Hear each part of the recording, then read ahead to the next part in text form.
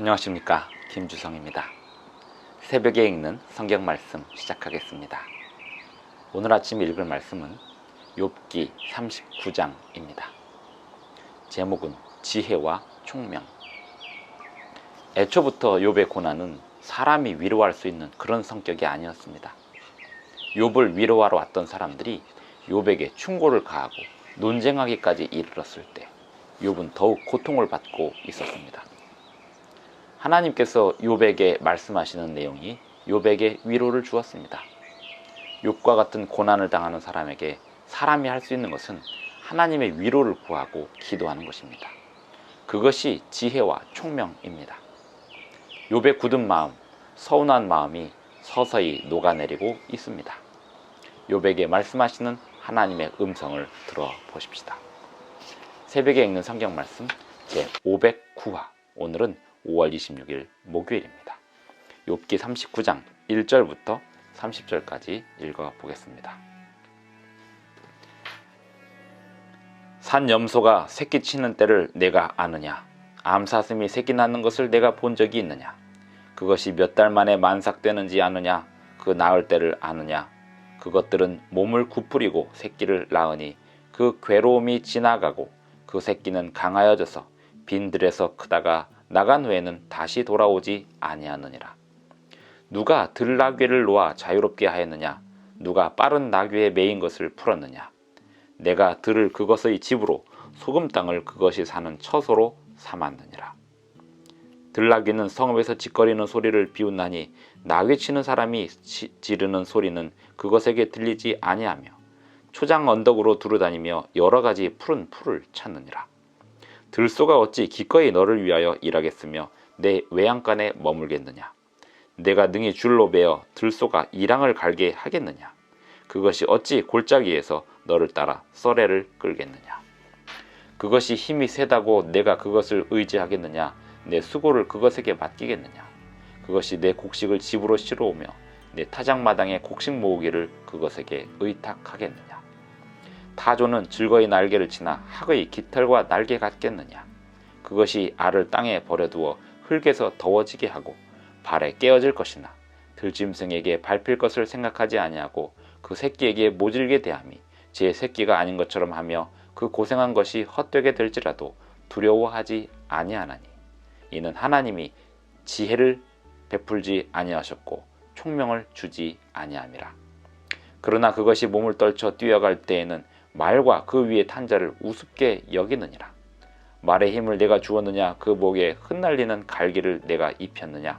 내가 그것으로 메뚜기처럼 뛰게 하였느냐? 그 위험스러운 콧소리가 두려우니라. 그것이 골짜기에서 발굽질하고 힘있음을 기뻐하며 앞으로 나아가서 군사들을 맞되 두려움을 모르고 겁내지 아니하며 칼을 대할지라도 물러나지 아니하니 그의 머리 위에서는 화살통과 빛나는 창과 투창이 번쩍이며 땅을 삼킬 듯이 맹렬히 성내며 나팔 소리에 머물러 서지 아니하고 나팔 소리가 날 때마다 힝힝 울며 멀리서 싸움 냄새를 맡고 지휘관들의 호령과 외치는 소리를 듣느니라. 매가 떠올라서 날개를 펼쳐 남쪽으로 향하는 것이 어찌 내 지혜로 말미암음이냐? 독수리가 공중에 떠서 높은 곳에 보금자리를 만드는 것이 어찌 내 명령을 따름이냐? 그것이 낭떠러지에 집을 지으며 뾰족한 바위 끝이나 험준한 데 살며 거기서 먹이를 살피나니 그 눈이 멀리 봄이며 그 새끼들도 피를 빠나니 시체가 있는 곳에는 독수리가 있느니라. 욥기 39장은 욥기 38장부터 시작하여 40장, 41장까지 이어지는 하나님의 말씀의 일부입니다. 욥이 고난을 당하고 있었고 욥의 친구들이 욥에게 와서 욥의 고난에 대한 분석을 내놓았습니다. 그런데 하나님께서는 욥에게 욥의 고난에 대한 원인이나 그 의미에 대해서 말씀하지 않으시고 산 염소가 새끼 치는 때를 내가 아느냐? 암사슴이 새끼 낳는 것을 내가 본 적이 있느냐? 이런 이야기를 하십니다. 타조는 즐거이 날개를 치나 학의 깃털과 날개 같겠느냐? 누가 들나귀를 놓아 자유롭게 하였으며 누가 빠른 나귀에 매인 것을 풀었느냐? 이런 얘기를 하십니다.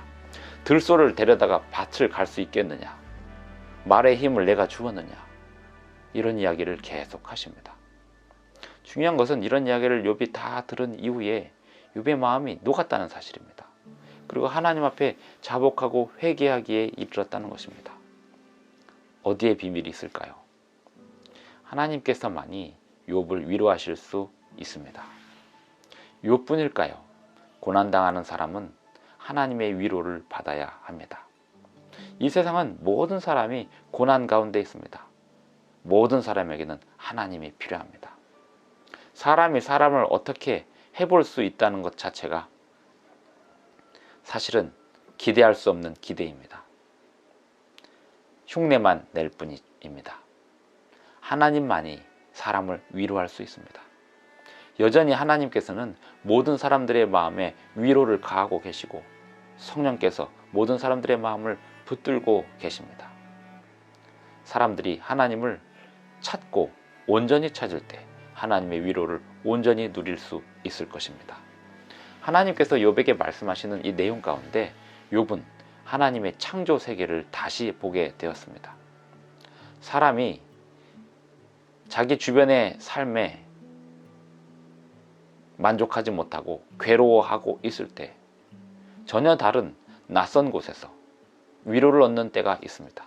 또한 대자연의 경이로움을 보면서 그의 삶을 다시 객관적으로 바라볼 수 있는 경험을 하기도 합니다. 하나님의 창조 세계를 경이로움을 가지고 바라본다면 많은 삶의 고뇌들이 해결될 수 있을 것입니다.